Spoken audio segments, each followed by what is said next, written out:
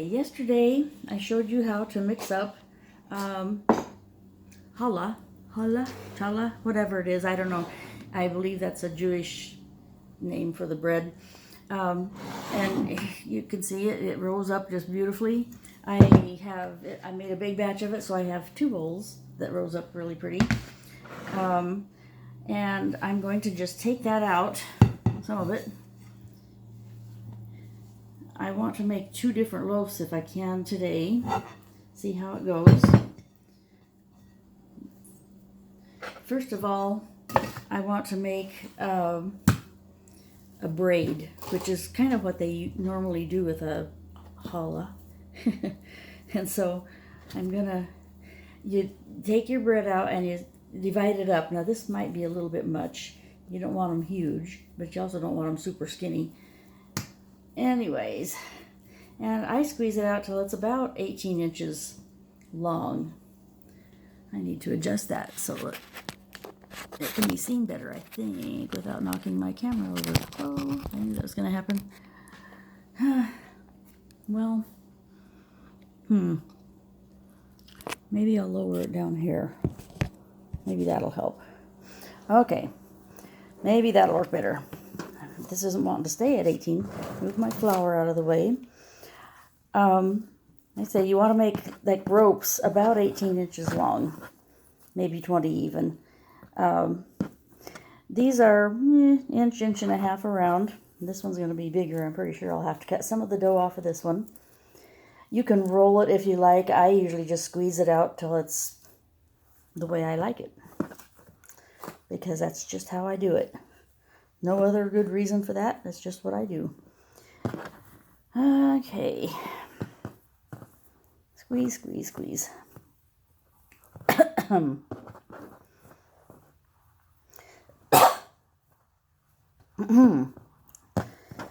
Okay.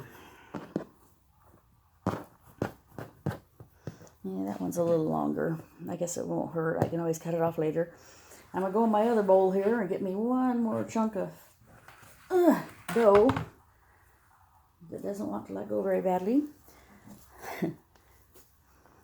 And you can do as many rolls as you like. I think I probably will do, I might do 4 today, because I want it to be a fairly good sized loaf. Feels a little sticky, but it's not horribly sticky. The nice thing is it's sticky enough to stick to the countertop a little bit, which helps hold it in place for me. Okay.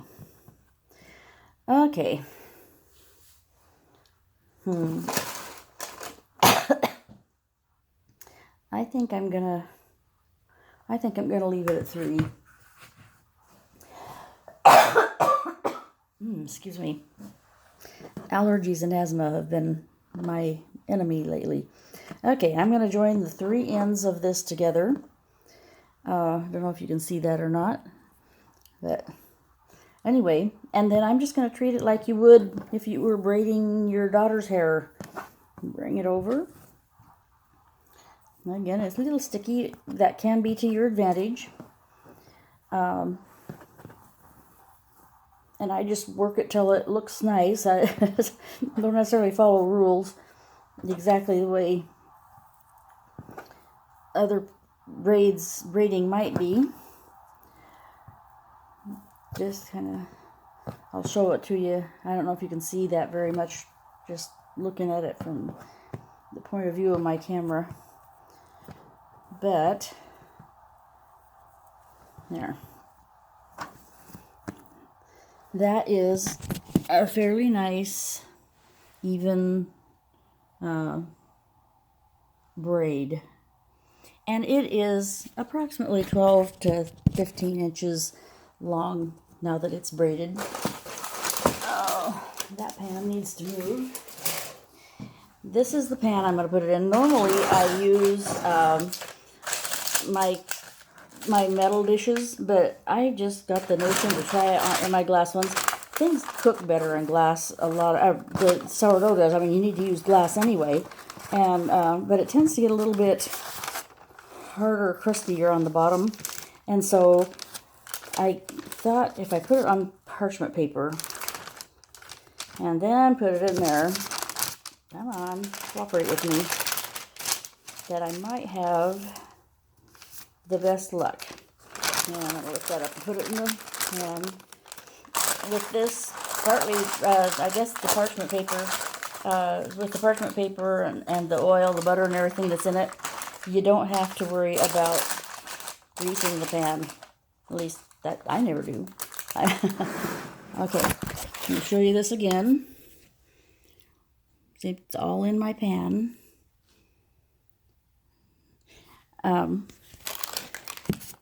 And I'm going to grab a couple of paper towels.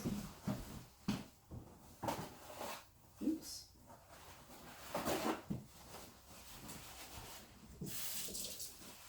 Okay, sorry about that. I got a couple of paper towels and I just lightly dampened them. And I'm going to lay them across the top. Eventually, your sourdough likes moisture a lot. And eventually, if that dries a little bit, it might actually stick to the bread a little bit. But I found that if you take your spray bottle and spray it on there, it will sticky it back up and it comes right off for you. Now I'm going to get a regular kitchen towel and cover that. But right now I'm just going to set it aside because I want to do the last of my dough. Anybody have one of these great big giant yellow Tupperware bowls from many, many, many years ago? Used to have a lid for it, but I don't have that anymore. Okay, this is a little on the sticky side. Put just a little bit of flour on the countertop here. Not a lot, just a little bit. Just to make it easier to hold. This challah is going to actually just be a loaf of bread. And your best bet with making bread is to flatten it out some. Because when you flatten it out some, it gets rid of excess air bubbles. You want a little bit of airiness in there, but, silly thing slides. But, not huge amounts of it. So, okay, and I'm going to start at that end and just roll it up snugly. Roll it, roll it, roll it, roll it. And then I'll pinch the ends. I'm going to put just a little bit of water on the edges there so that it sticks good. And bring your ends are like this. I always bring them up and just kind of pinch them in there so that it's all closed in. And this will be the bottom of your loaf. So it won't show much. Okay. This one, I'm going to put on just a piece of parchment paper. Turn it over. Lay it on the parchment paper. Right in the middle, like so. And again, I'm going to lift it. I really am a fan of parchment paper, and especially where sourdough is concerned. It just makes life easier all around, in my opinion, anyway. For one thing, it's easier to scrub the pans out. For another, it kind of protects your bread from whatever dishes you're using. And now you can see, I have my little loaf in the loaf pan. When it rises, it will rise. I'll let it rise up to where it's about double. And then I will put it in the oven with some, in fact, I might do that sooner. Put it in the oven. You heat up a pan of water. Let's see, where's my pan? I have a narrow frying pan, and I just fill out about half full of water, and I bring it to a boil. Put it on the bottom rack of the oven. Set your bread on the top rack. Make sure you have the paper towels and a kitchen towel over it to protect it. And you turn the oven on for just a minute. Just enough to kind of get the air warmish. Anyway, then turn the oven right back off. Put the bread in, close the door, and just kind of keep an eye on it. Once in a while, check it. Generally, that helps it to rise pretty quickly, and it will probably be ready to bake in an hour to, it might take up to 2 hours. It just depends. We live in such a moist climate that bread does beautifully here, and it tends to rise maybe a little quicker. So that's it for now. We will come back after a bit after we do bake the bread.